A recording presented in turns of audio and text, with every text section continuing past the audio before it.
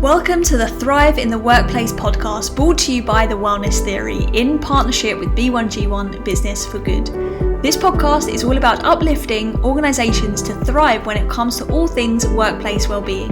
From organisational culture, the most effective wellness campaigns you can imagine, and integrating social good.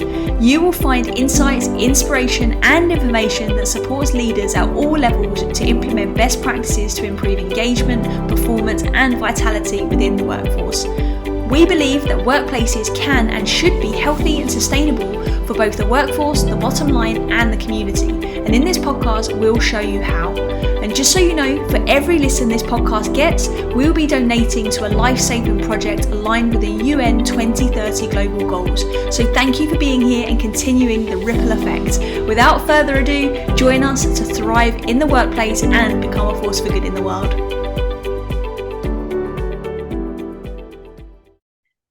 So welcome to the show, Andy. It's so good to have you here. Thank you very much. Great to see you, and it's always a privilege to be able to talk about these things. So thank you. Definitely, and we're fresh back in after a nice summer break as well. So I feel like I've got you nice and fresh, which is going to be amazing for our audience and for this conversation. So let's kick off, Andy, with why have you dedicated your career to working with teams? Like, what's really led you to do what you do at TeamSpace? How long have you got? I think it's important. It's important because I've worked this out, and this is one of the things I do spend a lot of time with teams. Is what is your why, your sense of purpose? It's just such a massive motivator in terms of the intrinsic motivation to, when the chips are down, to keep going, kind of. So I obviously spent a lot of time thinking about this for myself, and it's my story going back to being a child, and I'm just really, really passionate about people fitting in and belonging and feeling like they're there for a reason. And every human being wants to be loved and cared for and be part of something. And in the work context, it's pretty terrible if things are bad and you're unhappy. And I know what that's like. And there's a sense of being alone, which no human being likes. And I think it's even worse if you are in something, you're part of something, you're in a job, you're in a work team, and often you feel like you can't lose your job, but you feel anonymous and you feel alone, and that's a pretty awful existence. And I was I was sent to boarding school in the UK as an 8-year-old. My father worked for British Airways, and we were overseas, and there were no education options where we lived, and so we were packed off on an aeroplane back to the UK. It was April, it snowed. I'd never seen snow before. And my parents had no choice. I have no blame or for what they did. But being placed into a school which you didn't know and you didn't know the people, you quickly worked out that you just had to put up the barriers. You had to look after yourself. You couldn't show emotion. There was no one to turn to, all that kind of stuff. So you were kind of part of something, but not really part of it. And it was a difficult experience, as you can imagine. I ended up loving it in the end, once I kind of, battled through. But what it gave me was a sense of what it's like when it doesn't work. And throughout my life, looking back now, know that I sought opportunities to be in teams, be a team player, belong to teams, choose sports that were, real tests of character physically and mentally. And I know how good it is when you can create consciously amazing team environments that people are excited to be part of. And the result of that is, that the score takes care of itself. Now, if you want the results, it's hard if you're just chasing the scoreboard. But if you consciously, intentionally build the right team and culture, ethos and everything else, the rest of it actually becomes a lot easier. And so that's my passion, and that's why I do what I do. Oh, I love that so much, because it's tough when you're surrounded by people, yet you feel really alone. And purpose and belonging, I don't think they're really subjects that are talked about enough. But it's everybody experiences those at some point in their lives. So I can imagine our listeners can really resonate with that. But what I really love is how you've said about consciously creating that team and consciously creating that environment where we can thrive, right? Essentially as an individual, but then collectively also, and we can always go further together, right? And I think that's really, really powerful concept. So with what you do at TeamSpace, Now, just describe for our listeners, what exactly is it at Team Space that you do? Because I've mentioned obviously in your intro around like you do the coaching, you do a lot of like team-led development as well. Yeah. So I used to do a lot of team building activities. We're all familiar with the kind of things, various different types. And then I kind of got into a bit more team training, like high performing teams training days, and this is how to do it. And it was just never quite as powerful as, you know, I always had a slight doubt as the impact. They're great. They're great fun if that's what you want. But to make real change happen, to really affect behavior change, culture change within a team, I luckily found the concept of coaching. And I'll tell you a quick story about a team building activity I ran, a company of about 50, 60 people. They came with, this is before I became a coach, and they came with real kind of issues, communication breakdown, toxic behavior. And so we did a team building day, which I thought, you know, in my naivety back then was the right answer. And it was good. But then at the end of the day, it was the end of the week, and these people did the whole day, had a lot of fun.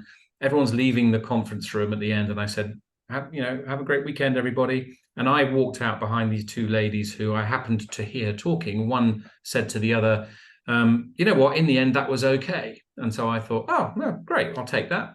But the other turned and said, yeah, it was good, but we are all still going to hate each other on Monday. And I thought, whoa, have we just wasted all that money and time? And that kind of got me thinking. And then, you know, a former colleague said, after I left a job, and she said, what are you doing next? And I said, I'm looking for the next thing. And she said, have you considered coaching teams? And she told me about it. I went on the initial training course to learn how to coach teams, specifically relationships rather than individuals. And I was absolutely gobsmacked. I remember thinking how crazy that just putting words in a certain order can elicit such intense emotion and awareness and creativity, and really get to the heart of the matter. So I went on to certify as an ICF accredited coach because I believed in it so much. And that is what I use as my methods with affecting change in teams. And so coaching basically at a team level is the entity of the team itself rather than the individuals within it. You tap into the energy of the relationship. You encourage them to have the right conversations. And that's one of the important things, is that, you know, for coaching to work, they have to be willing to get into the room and really talk about what's going on, using structured coaching tools, techniques, conversations to get them to become more aware of what is going on. Answer questions like, what's everyone thinking but no one is saying out loud, and having the courageous conversation sometimes, and then moving towards, what are we going to do about it, and how are we going to find different actions and ways of doing things that's going to help improve what is going on for us. Yeah, I'm really going to dive into some of those deeper areas that you obviously focus on when it comes to coaching. But something you said was really powerful in that story where you said the lady turned around and said, but we're going to hate each other again on Monday. And then you're questioning, did we waste all this time and money? This is what we're seeing a lot, right? When we look at the landscape of workplace at the moment, because it seems to be in this region in particular, there's a heightened awareness that something needs to be done from a wellness, well-being standpoint. It's definitely something we're focusing more on post-pandemic, and certain leaders leading the charge, which is amazing to see. However, what we're also seeing is that a lot of companies don't know where to start, and team building always naturally seems to be like the go-to thing. Team building and random wellness workshops seems to be the go-to and the easy wins to almost tick the box. Now, I'd love for you to share perhaps some of the misconceptions behind team building, because I do believe there's a time and a place for those like fun activities, but like, where do you see that landscape sitting when it comes to teams and some of the misconceptions that are out there? I completely agree with you. Sometimes I feel that lip service is being paid and to spend a budget before it runs out and we won't get it back next year. Team building is great. It has a place in almost like the suite of interventions that you can have for your team, and distinguish the team from the individuals. Whether you want to do skills training, wellness on an individual level is one thing. I again, just to go back to that concept of team health and relationship health. Now, team building is fab. It's great fun. It's a morale boost. It is a way of trying to get people to mix and mingle, to understand key concepts, but it is a one-shot deal. It's a kind of, normally, as a product box, whatever it might be, it's an off-the-shelf, one go at it. And then you fall victim to the forgetting curve, the Ebbinghaus forgetting curve, which brain science tells us that we forget 90% of what we've learned within 30 days if we're doing nothing with the information. Over the weekend, you probably lose 50%. So they're great in those isolated sort of shot in the arm. If you are trying to achieve something more for your team or your individuals, you've got to have some form of longevity or after the session impact. I do work on a one-off basis with teams, but I'm absolutely keen that they commit to actions that they are going to do differently.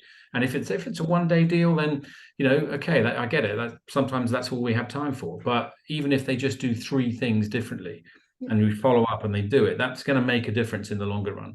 But coaching, like wellness, sometimes programs for individuals, if you want to run a marathon, you don't go to your running coach once. It's an ongoing journey. You improve. He gives you things to do. You go away and you do them. You come back. You are a bit fitter. Okay, well, do this now. In the same way that teams are constantly evolving and changing, sometimes for the better, sometimes for the worse.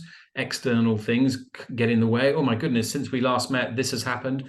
And so you need to think of it as a journey-based approach of, occasions spaced out over a period of maybe weeks, maybe months, depending on what's going on, and keep revisiting, keep tweaking, keep growing and changing and dealing with what's showing up.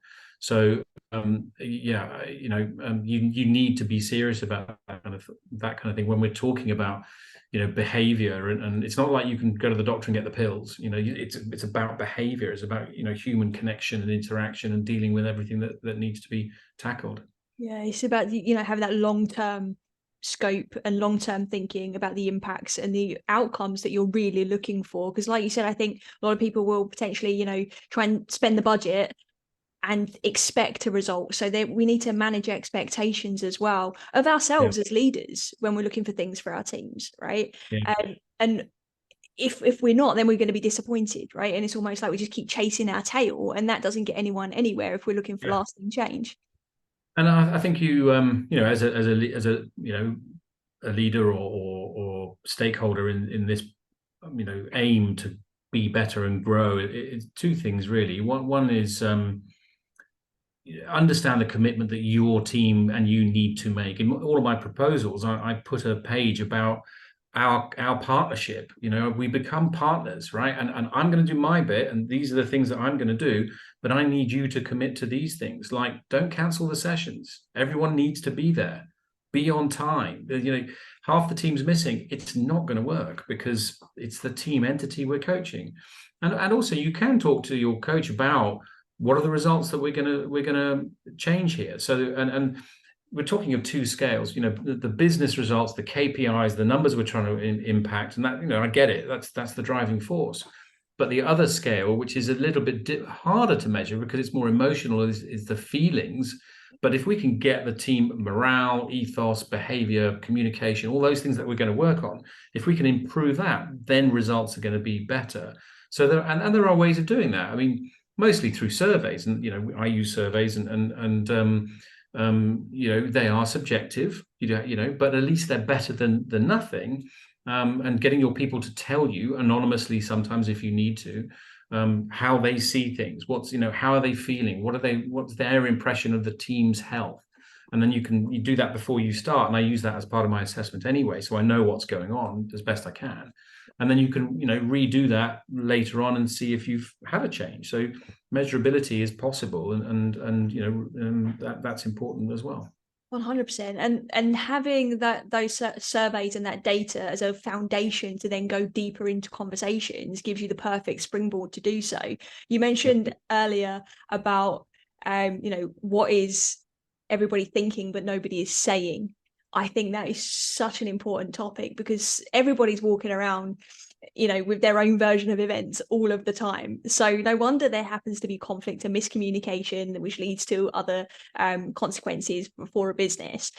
Yeah. For people to be able to do that, you speak a lot about the topic of psychological safety. So I'd love for you to share the link between how do you get somebody to really open up and share what they're truly thinking and feeling in that kind of environment that is going to be supportive and conducive to the outcomes that perhaps that team and business is looking for.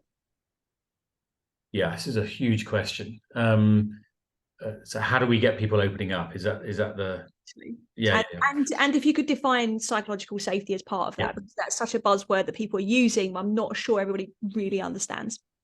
Yeah. So Amy Edmondson is the Harvard academic who really kind of coined the phrase or defined the term as an atmosphere where people are not afraid to speak up.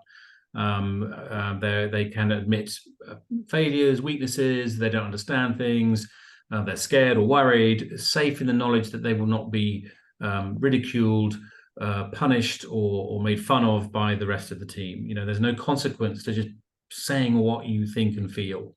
And that's not easy, and it's not easy, especially in work teams. It's easy in a family, in a functioning family, that's a given. So how do we create that? And the reason we need to is we know, and it's scientific fact now, because Google has done a study called Project Aristotle, which they did a few years ago, into what makes the perfect team. And they're finding it wasn't about job skills or the type of person you had. You could have all friends or all enemies. It doesn't matter. The most important, indicator of success was the culture and atmosphere of openness and speaking up. Yes, a conversational turn taking, which is an equality of talking and listening. But if you have this atmosphere where people can be themselves, you get better innovation, you get faster decisions, you get more commitment and engagement, and all of these influence your business results. Where do you start? Where is your team currently? If it's a really safe and everyone's really happy to speak, then great, keep it going. But how do you start it off? For me, it's consciously focusing on it. Leaders need to lead by example. You need to encourage and create the right kind of, permission, conscious rules or behavior expectations, space for them to speak up, asking the right questions, and maybe practicing it with a coach in a safe environment in a coaching room to try it on. To be able to explore it, to be able to understand it, educate is part of the process. What does this mean? I'm finding that it is growing.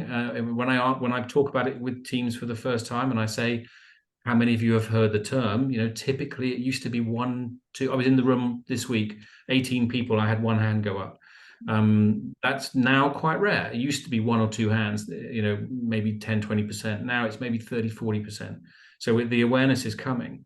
But then you've got to try it on. And I know it's uncomfortable. And sometimes I'm in the room with teams and I get this sort of image in my head that they're all on the edge of a lake and they don't know how deep the water is. Is there a current?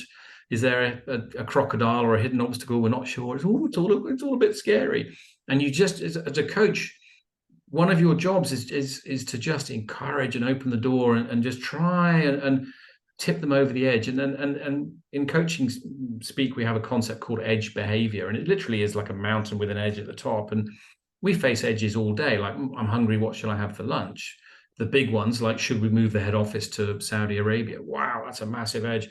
And the edge of, we need to speak more openly. I'm feeling a little bit uncomfortable about that. And it manifests oddly, sometimes in silence, sometimes in laughter, sometimes, in different ways. And that you're noticing that as a coach, and you're there to just encourage and reflect back upon the team what is going on. Like, what's happening here, guys? And they're like, what do you mean? Well, I'm just noticing there's lots of laughter. What's behind that? And so you're there to kind of encourage. And then I've seen, the standing on the edge of the lake, and then one person just puts their foot in and tries it. And they said, well, shall I be honest? And I said, well, it's up to you. Do you want to try it? And okay. And it can be stormy along the way, depending on what they have to say. but one by one, a little bit further, which again is why it takes time. It's not going to happen overnight, but somebody will say it. And then as a leader, again, as a team, you've got to protect and encourage the people who are brave enough to go first. It's like little green shoots starting out. If you stamp on it, that's it. It's the worst thing. If someone laughs, if someone makes fun of someone who's being vulnerable, then they're going to clam up. So you've got to be really careful in the early moments of these things. And you know what? It's counterintuitive to people culturally as well to be vulnerable. I get it. Shame on our cultures, fear power cultures, but you've just got to try. You've just got to try and sort of take the baby steps and build comfort with the openness. And that question, what's everyone thinking but no one is saying? I'll give you a prime example of how powerful just that one question. In the room with a team, their task is to take their business from, as a global business, as a senior team, got to go from $4 billion to $10 billion in the next couple of years. Huge task ahead. And the leader had structured a strategy agenda for the 2 days of conversation after I was working with them. We asked that question as part of a bigger session, and everyone answers it with Post-it notes to give them a bit of comfort about expressing themselves, put them on the board. And 10 of them start reading the notes, and they're like, oh my goodness, you've put the same thing that I did. I thought I was the only one who thought that. You have too. The boss didn't know that everyone, 3 or 4 or 5 of them, all had this thing that was the big thing. And they went on coffee break, and God bless this leader for his humility to be able to say, I've seen what we've all said. I thought the most important thing was something completely different. I'm going to tear up the strategy agenda that I had planned, and we're going there first, and we'll take it from there. And if we hadn't asked that one question, they would never have tackled the right thing, and they would have gone on with what he thought was right, and who knows where they would have got. So it can be really, really powerful. That's incredibly powerful. Like you said, that could go one way or another. And like you said, the humility of that leader is absolutely essential. And the space that obviously was created so that they did feel able to do that created that sense of safety within the individuals together. Because I've always found, because typically, we entered this workplace wellbeing space because we were working one-on-one with leaders who were stressed out to the point where they're completely burned out, lost their identity, not really sure what and why they're doing what they're doing. They don't know what's good for them anymore. And we get them back to this point where they're infused again. They know they're connected with their purpose. They're connected with their levels of self-awareness again, and how that impacts their teams. And one of the things that we've found we've always worked with is with those leaders is them actually finding a place of safety within themselves again. And I think sometimes there's this expectation that as adults, everybody knows and feels okay within themselves. And actually that could be farther from the truth, because nobody's ever really taught us, to find that sense of certainty within ourselves or self-assurance. So when you give then a team the space, I can only imagine that's kind of safety in numbers feeling that then just amplifies and elevates the results even more. Yeah, absolutely. Yeah, if like I say, one person goes first and they've done it, it's okay, I can do it too. This myth of necessary invincibility, both on behalf of leaders. I'm 50, and we were brought up, you've got to be strong and all this kind of stuff, and that needs to go away. Absolutely go away. Brene Brown talks about the necessary vulnerability and the myth that it is what does she say? If the sharing is not vulnerable, it's profoundly dangerous, or something like that. And that's true, for leaders of a certain age, but also in teams. And like I say, so few organizations and consciously create team culture. They just let it happen organically, and then you fall victim to chance and the wills and strengths of the people within the team. And you might get lucky. More often than not, I think you're not going to get lucky, and especially in large organizations, where you less know people and there's higher turnover. And we know science has shown again that settled teams that stay together for longer are healthier and therefore more successful. And I know that's a luxury, but if you can give each other permission, create the space, try it on, and get rid of this myth of invincibility that is profoundly dangerous. And it's okay, it's like, just try it, and you'll be surprised, because I increasingly see, with all the work that I do, and over the years, there are certain things common to every human, that we all want, need, or thrive, if it exists. Sense of belonging. Don't isolate humans. And one of them is being able to be myself. Yeah. We absolutely want to be ourselves, and all the things that get in the way, culture and hierarchy and all these things, if you can strip them away, it's a truly liberating feeling. And I used to work in an amazing team and a great company, and I remember going to work on voluntary on a weekend because I just love doing it, and wake up on a Monday morning, yes, back to work, and I've done other jobs where it's just been sweating with anxiety on a Sunday night, thinking, oh my goodness, I've got to go back for another week. How am I going to do it? And it's awful. So, and think of the stress and anxiety levels and the impact on health. You look at the cost of poor teamwork, things like stress and absenteeism, turnover. Replacing someone who leaves is so expensive. If you look it up, look at the stats. Hundreds and thousands of millions of dollars is spent every year, recruiting and replacing people. And if you can just retain people for a bit longer, the cost saving, the cost of a coaching session or coaching sessions, just ridiculously tiny, with the impact that it could make just one person sticking around for 3 more months, or getting the right person on board as well. So anyway, there we go. It really plays into the mental health crisis that we're in, just globally in the world in general, but particularly in the workplace. And I know, mental health, it kind of goes side by side to some extent with the sense of psychological safety and the environments that we're in. I would love for you to just perhaps share your experiences and what you've seen, both professionally, personally, in and around mental health and teams, and the impact of perhaps the work you do on the improvement of mental health. Yeah, I mean, and I've had personal experience of, a colleague. I remember a colleague burning out in a very high pressure company environment, and I worked in a couple of companies that, you had to. I worked in a recruitment company where there was a culture of, you had to interview candidates when they could get to you, like before work or after work, 7, 8 in the morning, 6 o'clock, 7 o'clock at night. But there was this culture of, you have to be in the building, okay, I haven't got an interview tonight. Can I go home at 5 o'clock? Well, no, you couldn't, because you have to be at your desk, showing willing. And, they would recruit mostly graduates, brainwash them into being like drones and just get on the phone.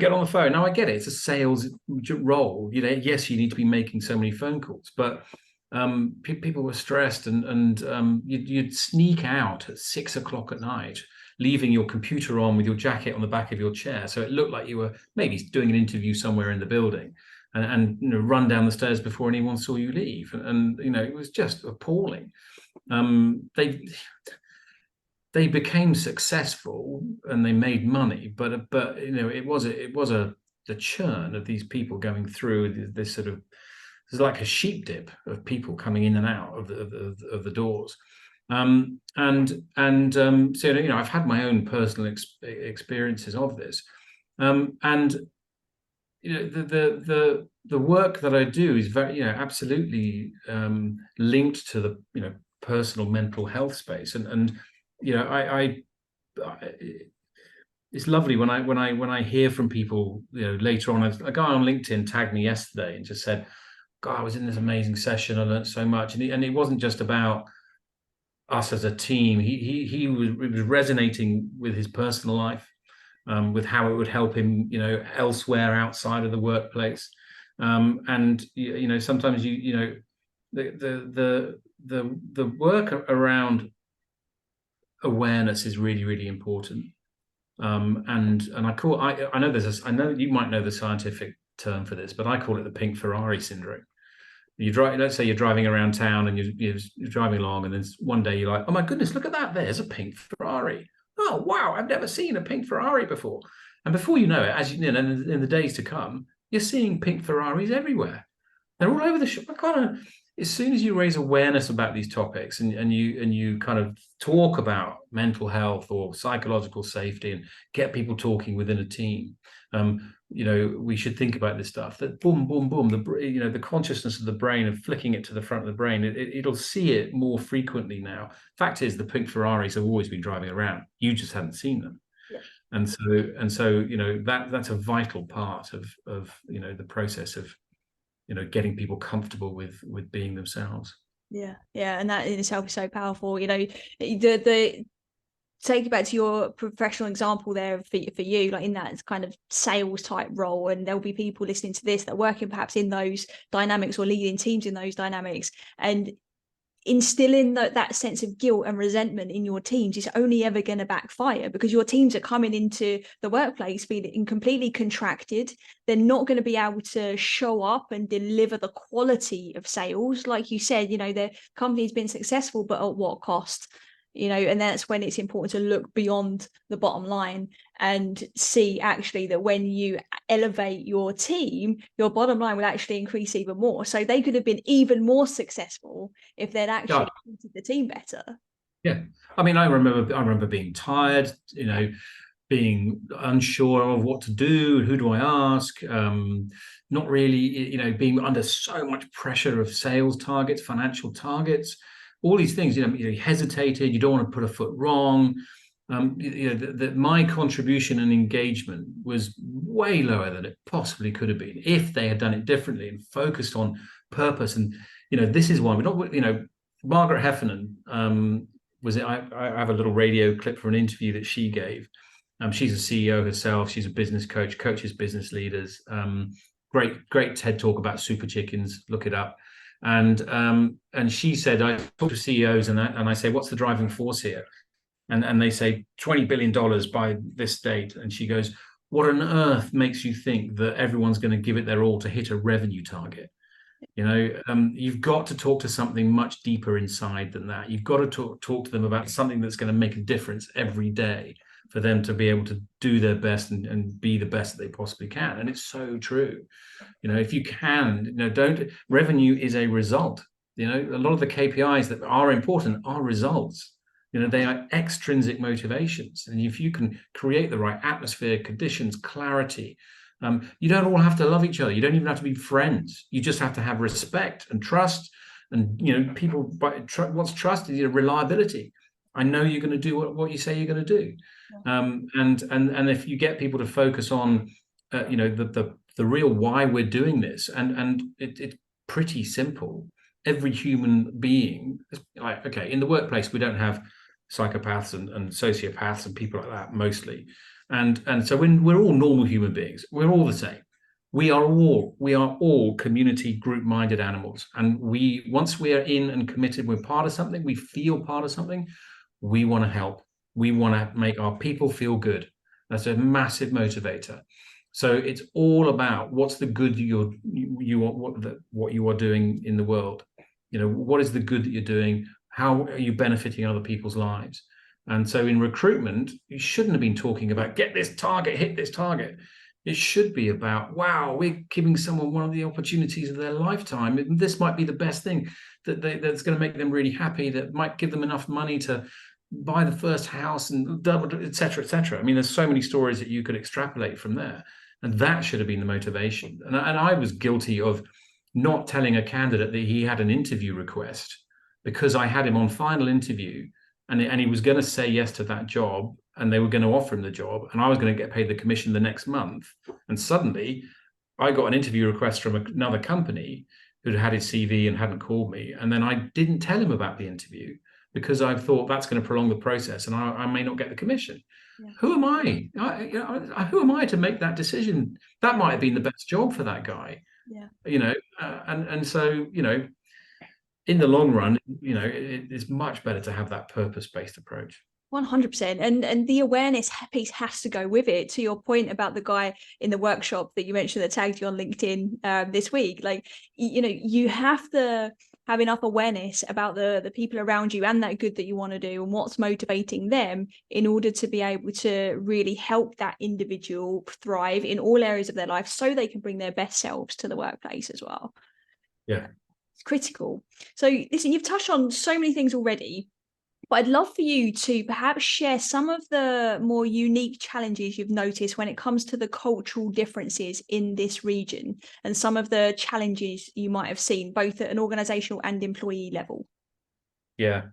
Okay. So there are three cultural lenses which everyone looks out at the world at. This comes from research, anthropologists and people at Hofstadter and various different people. And the lenses are guilt and innocence, the sort of scale of guilt and innocence, shame and honor, and fear and power. If you got to be careful not to pigeonhole and say because you're from this country you're that culture. It's a much more homogenous world, so be careful about that. But loosely speaking, guilt and innocence will be more familiar to people perhaps from the West. Shame and honor will be more familiar, certainly the Middle East, the Arab world, parts of Africa, parts of Asia, and then fear and power, more familiar again, typically, if there's such a thing, with, say, the subcontinent, Asia. And now, with those three different drivers, and I won't have time to get into all three of them, but what's more important, right? So guilt and innocence is the sense of right and wrong. We'll cue because that's the right thing to do. Legal contracts matter. Shame and honor is a much more public. I can't lose face. I want to have honor. I don't bring shame to my people and my tribe. And then the fear and power is the kind of hierarchical dynamic of I want to get up the ladder and have more power, and I will communicate directly to those below me and keep them below me. And I can't say things upwards because I'm fearful of the power. So that with all these dynamics in this multicultural world in the Middle East, in Dubai that we live and work in, all of this is at play. And it's fascinating when I get opportunities to coach monocultural teams, like I sometimes get called to go and work in other parts of the world. And I was in Edinburgh recently, and Mallorca, and it's amazing to see, especially working with a guilt innocence culture of my own background that I'm very familiar with, how different it is to the multicultural world here.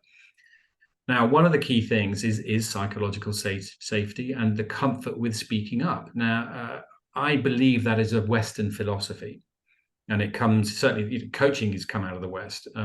In the ORSC coaching that I do, which stands for Organization and Relationship Systems Coaching, one of the founding principles is deep democracy, which is giving everyone a voice, allowing them to express themselves, which is linked to psychological safety. It comes very comfortably to people from a guilt innocence culture. It's much harder for shame, honor, fear, power cultures for obvious reasons. And so that's certainly one of the big things is encouraging that and giving people the opportunity, and they do take to it. But it is, like I said earlier, baby steps and getting them practiced. And at a fundamental human level, we want to express ourselves. We want to be heard. We want to be able to be ourselves. Some of the other things that I notice here, which I think is changing, is people do leave teams, and sometimes as a result of coaching. And I coached one team where they had some challenges. There were 6 people. I did 3 sessions. Now, the brief was not, we want to know who we can get rid of, and I won't take a brief for that. I'm not here to try and break teams. That's unethical. But what happened after the first session was that one person left. After the second session, 2 more people left. And so I had the catch-up call with the client, and he said, yeah, well, 2 more people have left. And I was like, oh, he's going to kill me. And he said, but it's the best thing that could have happened. It's better for us. It's better for them. The team's much happier. It's the right thing for the team. But the point is that people are scared to leave their jobs here. And you see people who have been in the job for 20 years.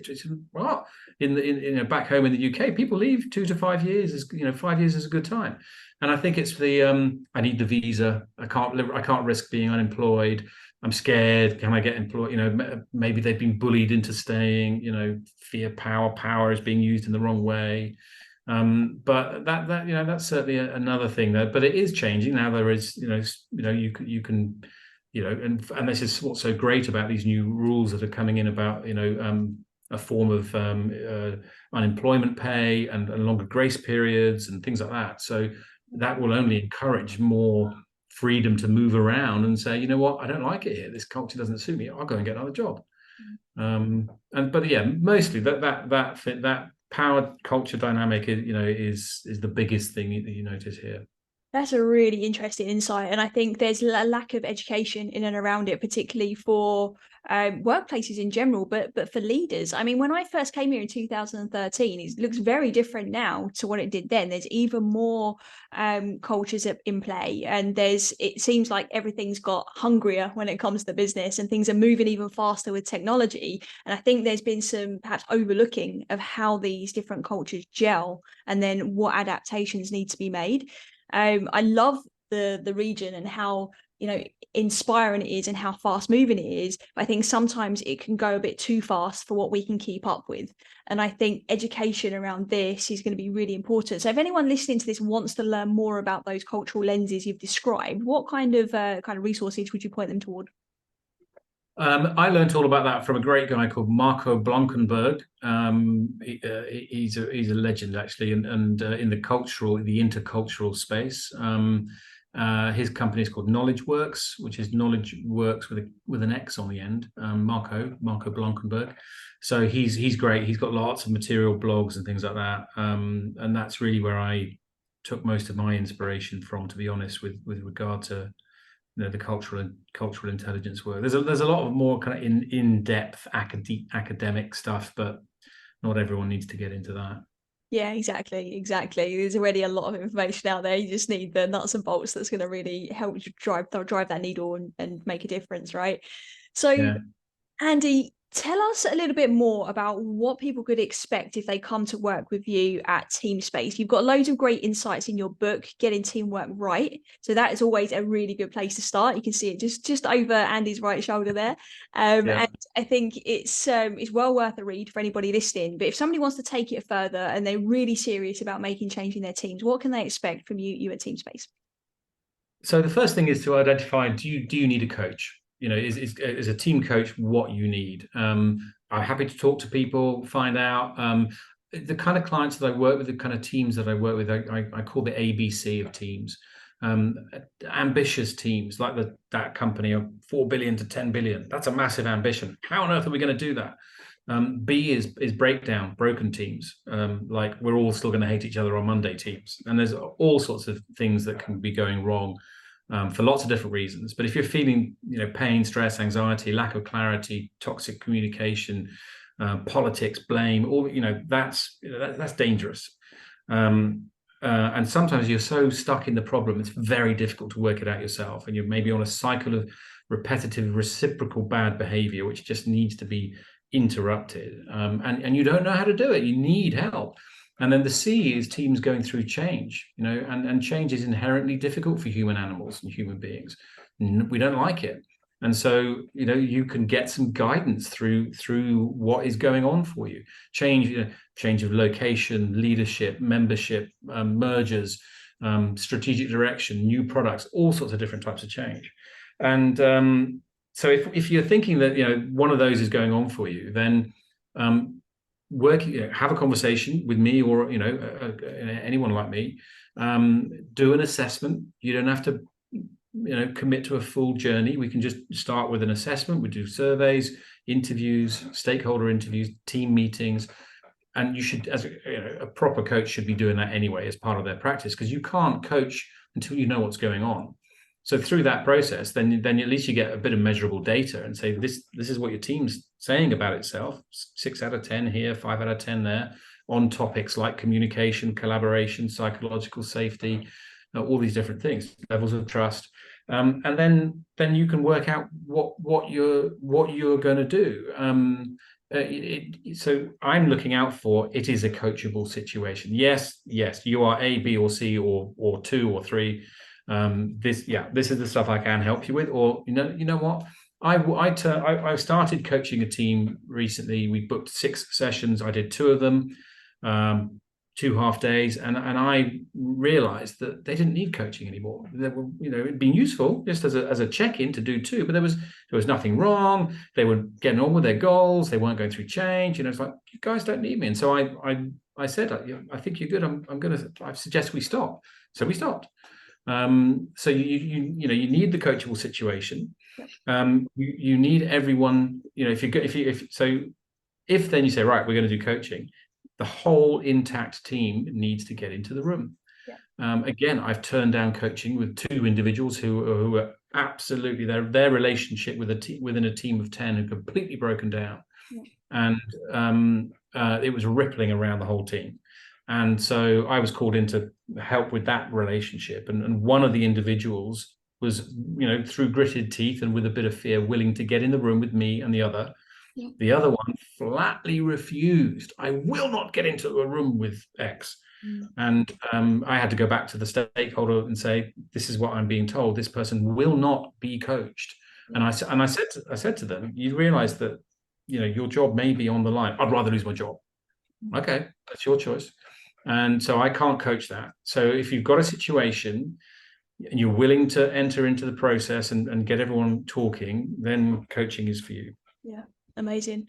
And clearly it's evident with the work that you're doing that you're getting really great results for these teams. And what I really like, Andy, as well, is your transparency in and around, just helping people, meeting them where they are, and just being really transparent with what it is they need and how you can support them. And even if you're not for them, like the example you gave there is like, listen, two sessions and they were done, right? That it builds even more trust with the work that you do and the results that you deliver. So anybody listening, I could have bashed through the other 4 sessions and took the money, but it wasn't the right thing ethically. It does not meet with my purpose of helping teams, right? It doesn't sit well with me.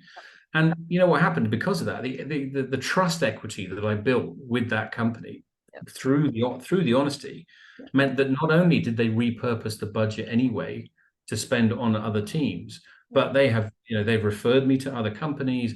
They've given me other work that I would not have probably got had I just taken the money and run. Yeah. Second part of this podcast title is to become a force for good. So we've been speaking a lot about thriving in the workplace. And I think what you just shared there is you being a force for good and just being open, being transparent, being aligned with your mission and just showing up authentically as you, as a business person, as a coach, as a human being. I would love to know, what is your take on being a force for good in the world? What does that mean to you?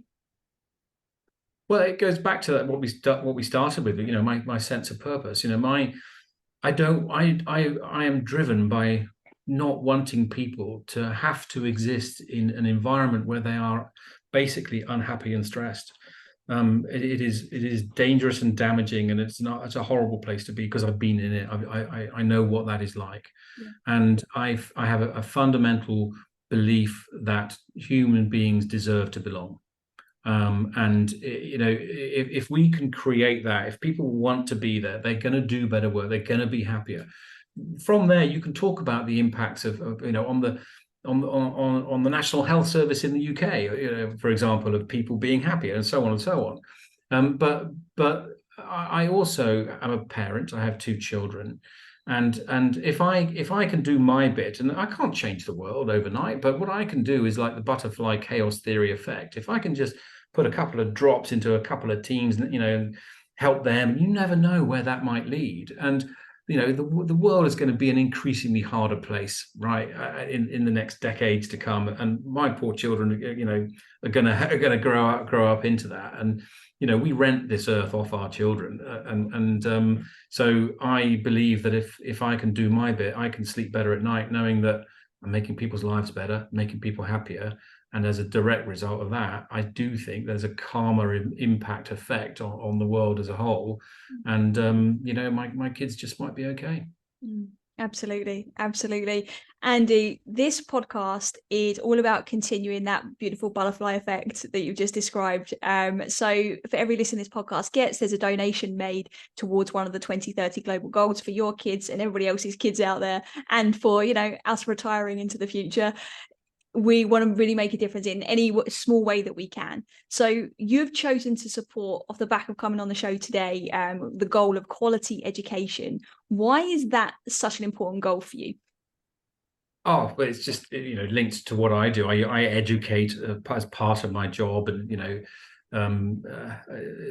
that's where it all starts when you're kids. My kids are 7 and 8. They're at school. I'm seeing them being educated. It's amazing what they learn, and every human should really deserve access to education and good education. So that's why. Beautiful.